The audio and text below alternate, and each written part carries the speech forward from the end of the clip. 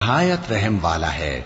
وہ جو نہایت مہربان ہے، اسی نے قرآن کی تعلیم فرمائی، اسی نے انسان کو پیدا کیا، اسی نے اس کو بولنا سکھایا۔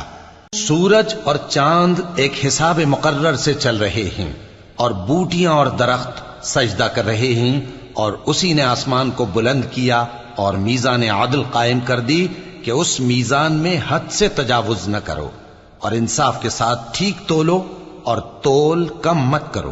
اور اسی نے خلقت کے لیے زمین بچھائی، اس میں میوے اور کھجور کے درخت ہیں جن کے خوشوں پر غلاف ہوتی ہیں، اور اناج جس کے ساتھ بھس ہوتا ہے، اور خوشبودار پھول۔